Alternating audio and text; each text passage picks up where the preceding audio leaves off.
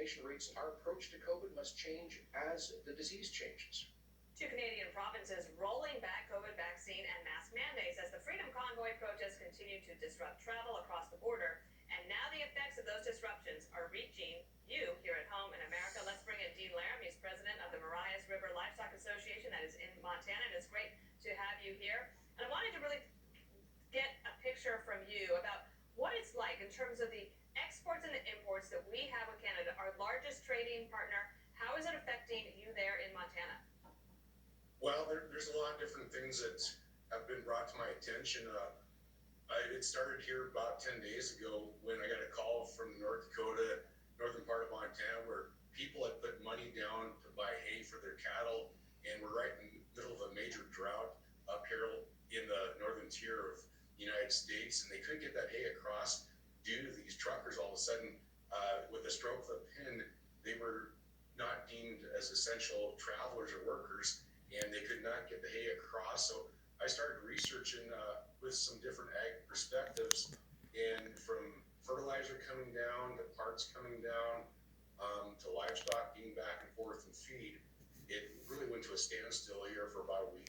Let's put that up on the board for everyone to see. Montana exports to Canada around 554 million goods. This is all sorts of things from vegetables, cereals, tobacco products. And then if you look at what Montana then imports to Canada, from Canada, crude petroleum, fertilizers, and especially lumber. Talk to me a little bit about the issue of fertilizer and why not getting that now could disrupt things and continue to have supply chain effects down the road for Americans.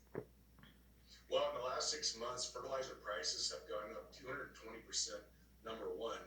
And number two, this is when farmers and ranchers, you start putting your orders together, you're trying to buy stuff early, you're trying to buy it right, but the product not coming across, all of a sudden, we're about 6 weeks away from our seeding, and it's a very big concern. In talking with some of the local guys selling fertilizer, they're very concerned about getting product to their customers.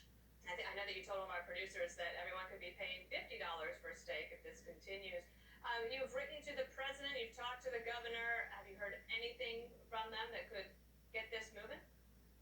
Well, I want to give accolades. I talked to our senators and our representatives, and within 24 hours, they sent a letter to the president and asking for this to be dropped. It's kind of a two-way street. We can do everything on the American side, but the Canadians, that's where, this is a border that has to work on both ways. And the Canadians, I talked with some of them here locally, and they're very upset, just not besides the trucker, but all the different mandates that are put up there. And they're very concerned about how their shelves are going to be. Just talking to one guy, he said, all of a sudden, we don't have vegetables in the counter. There's not a lot of vegetables growing this time of the year up in Canada. It's interesting that what you say about with the stroke of a pen, that they made the Canadian truckers, they went from essential workers to non-essential all overnight. It's one of the reasons you see this convoy there in Canada. The effects being felt here at home as well. Dean Laram, thank you so much. We'd love to stay in touch with you, and hopefully it gets solved very soon. Thank you. Yep. Thank you for putting this to attention. Thank you. Absolutely. Isn't that interesting? And then you look at this imports from Canada. I just want to put this up again. This is not just for Montana. This is all of America. $319 billion in 2019. We'll talk about minerals, fuels, ag products, as he was saying, machinery, especially car parts, and that's having an effect there in Michigan and in Detroit. Plastics.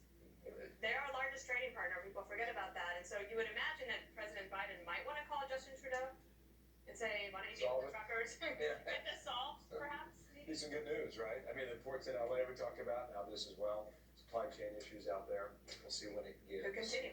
Meanwhile, the chaos in Kabul, military